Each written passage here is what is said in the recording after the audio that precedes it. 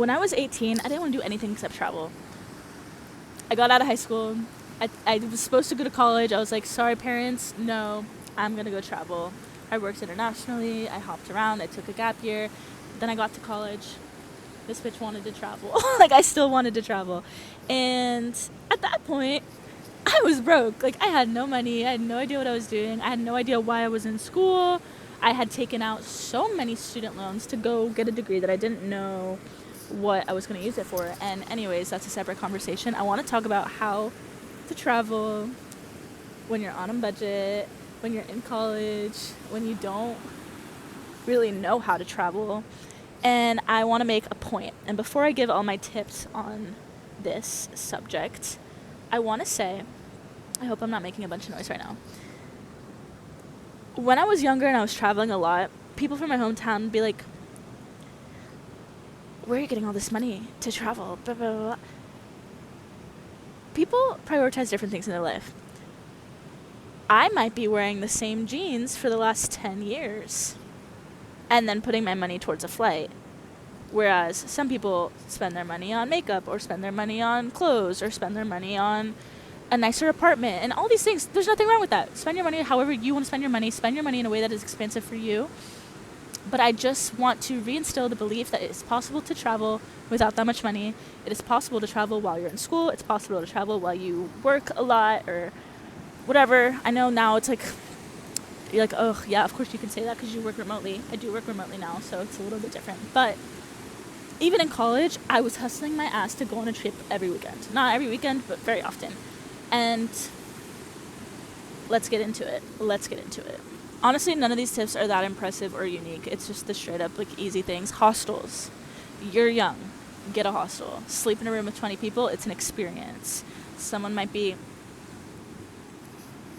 in the bed next to you, but it's an experience. It'll smell like shit, but it's an experience. And it's like $7 a night or $10 or $15. It depends on where you go, but it's cheap. Piggying off of that, booking the cheapest flight. Booking the flight that has a weird, awkward layover. You're spending the night in the airport. It sucks, but you're young. Like, you're able to. And, like, that's... At that point in my life, I truly wanted to do that. Like, that was what was exciting to me.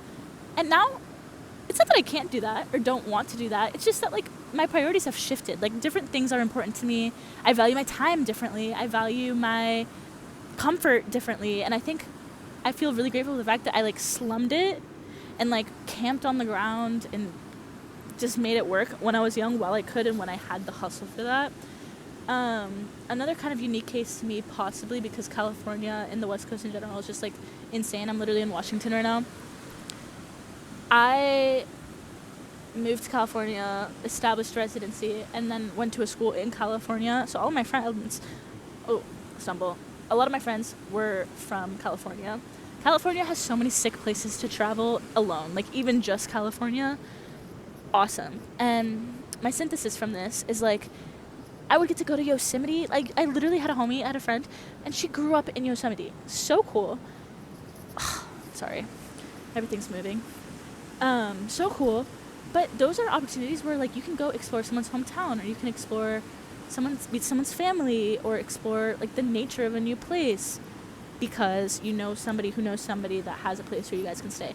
And, like, obviously, you're going because you want to hang out with your friends and it's a good time. But, like, just being open and building a community with people that like to do stuff in nature and travel and go stuff, you can find friends that will help bridge the gap. Into my next point, if you have a squad, if you want to go snowboarding, super expensive. If you get an Icon Pass because you're a student, a little cheaper. If you have a group of 10 people going and now you can split a place, 10 people's a lot. Whatever, you get it. Cheaper. Finding those little ways lowers your price, make it happen, down for the experience, good time, let's go, having fun, amazing, spectacular, lovely.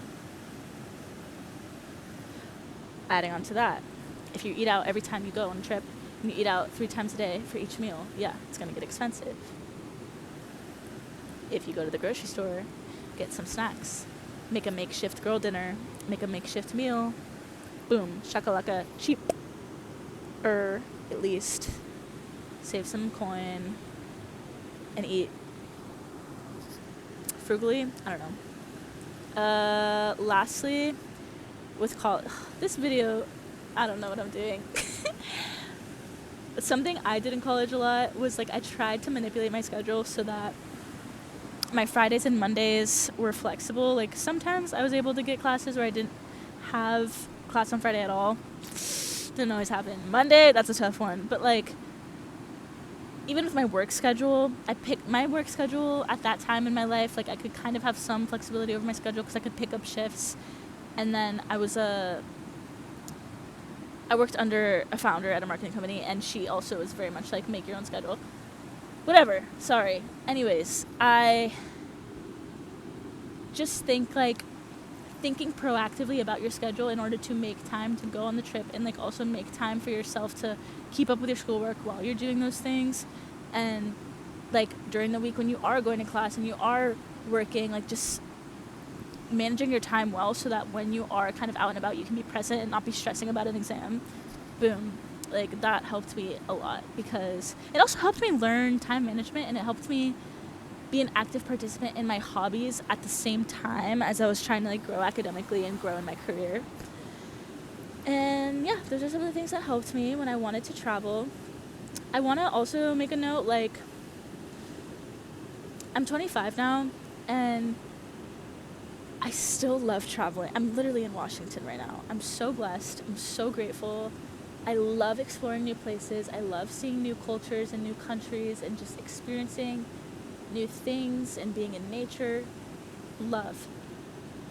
I'm getting to a point where like that is part of me, and I always will be somebody that moves around and hops around and travels.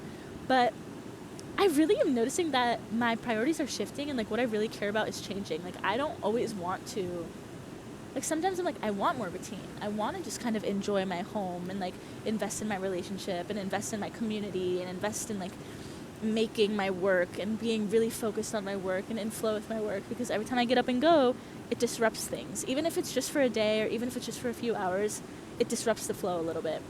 And as much as I've tried to integrate it and like be in flow no matter where I am always, like sometimes it's nice to just like have a home base. And by no means am I settling down, but I do want to say, like, if you're young and you really have the drive to do it now, like you have that drive for a reason. Follow your natural curiosity, because you never know what you're going to care about later. You never know how your responsibilities are going to shift later in your life. Like we're still young. A lot of us like are only responsible for ourselves at this stage in our life, and it is the time to do those things and explore those things. But if you also don't have that desire, girl, go find whatever it is you do care about, because I think it's like it's so personal, and I think social media makes it really easy to like get caught up in this like, oh, everyone's traveling, like life is so cool, like I'm missing out on all these experiences. Yeah, there's a lot of experiences, but like there's also a lot of experiences in your hometown, and there's a lot of experiences through just like really paying attention and finding the depth and meaning in whatever it is that's around you. So that's my rant. That's my little let's go about travel. And I also travel in a way where I'm a stumbler. I like to just show up, like even this river, stumbled, show up, do your thing, explore, walk around, see what comes of it, instead of like tactfully organizing everything and like forcing an experience that doesn't want to be had always, because like I feel like the stumble always gets you to where you need to be anyways. And that's a journey that I had to kind of really explore as well, because I think in the beginning I used to be very meticulous about like I must see everything in this place, and I don't have that as much anymore. All right, enjoy your next trip, enjoy your home, enjoy your heart, enjoy where you are, wherever you are right now, because that is exactly where you need to be. Cringe, just kidding, cringe doesn't exist.